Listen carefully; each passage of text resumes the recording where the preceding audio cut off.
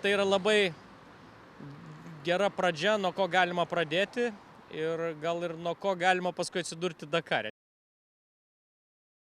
Nes iš tikrųjų irgi reikia labai daug susiplanuoti, pasiskaičiuoti. Viskas prasideda nuo gero laiko, nuo teisingo susiplanavimo. Jeigu tu važiuoji ne tik savo malonumui sudalyvauti olimpinių principų, bet jeigu tu dar nori ir surinkti daugiausia taškų, tai tu turi įdėti pastangų į kažkokią labai teisingą logistiką, turėti kažkokią tai strategiją dalyvavimo.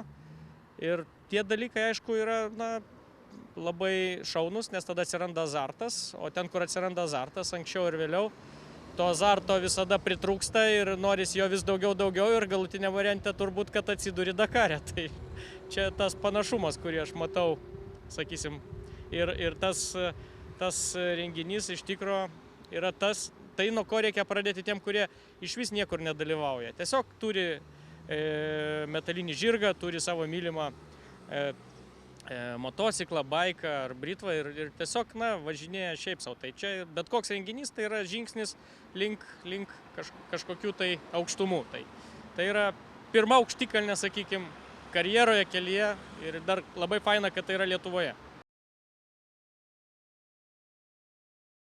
Yra tokia tiesa, kad kai tu dalyvauji bet kokiose varžybose, tai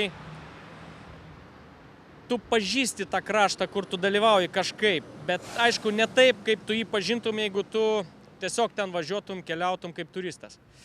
Tai šito renginio gal tokia dviguba nauda, kad apart to ir azarto, tai lyg biški yra ir kažkokios lenktynės su kažkokiais uždaviniais. Tuo pačiu tai yra ir tikrai galimybė ramiai pažinti kraštą. Aš manau, kad tikrai labai daug žmonių įsivaizduoja, kad Lietuvą pažįsta puikiai, bet aš galiu pasakyti, aš kažkada irgi taip galvojau, dabar taip nebegalvoju, nes kiekvienais metais skiriu labai daug laiko apvažiavimui kažkokių regionų, įdomių vietovių ir ypač, kadangi aš dažniausiai, aišku, važiuoju su visureigiu ir važiuoju būtinai ne keliais. Tai, kaip aš sakau, dažnai šalia didžiulių kelių, autostradų arba netgi respublikinės arba vietinės rajoninės reikšmės kelių, keli šimtai metrų šone yra visokių šunkelių, keliukų, kuriais važiuojant visada atsiremi į kokį įdomų tiltą, įdomų dvarą apgriuvusi ar piliakalnį, ar šiaip labai fainą etnografinę sodybą. Ir visa tai ir yra. Tai yra krašto pažinimas tikrąja ta žodžio prasme. Mes dažnai turim tiesiog važiuoti ir važiuoti tais keliais, kuriais niekada nevažiavom. Tai vėl, tai yra labai gera galimybė. Nereikia savęs prisiversti, reikia dalyvauti tokiuose renginiuose ir tai jau padarai žingsnį link to. Tai to ir sveikinu.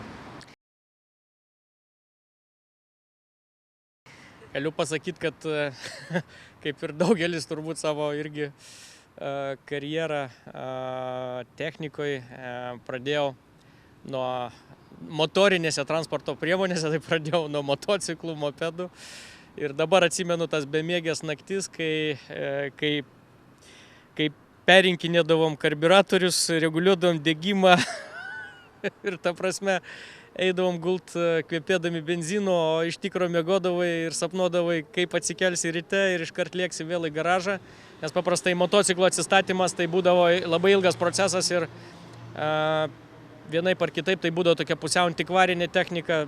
Dabar gal daug kas iš tokios juoktųsi, bet man teko važinėti ir su Uralu antru, ir su senutė Java 58 metų. Tai faktiškai atsistatymas to motociklo trukdavo turbūt, nežinau, mėnesiais, o važiavimas užtrukdavo kelias dienas ir vėl reikėdavo kelių mėnesių jo atstatymui. Tai visą tai atsimenu su didžiuliu džiaugsmu, tas praleistas dienas ir naktis garaže.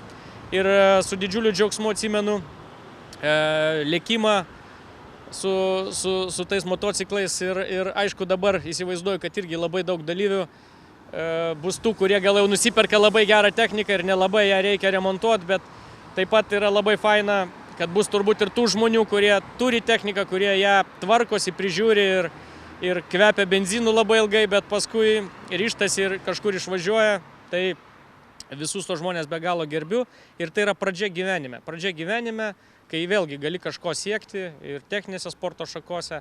Aš nuo motociklo jau perėjau prie kitų, prie automobilių, bet su didžiuliu džiaugsmu atsimenu tą savo pradžią ir aišku linkiu visiems sėkmės ir šitam renginiui ir visuose kitose renginiuose, iki kurių juos prives būtent tas pomėgis motociklam ir technikai.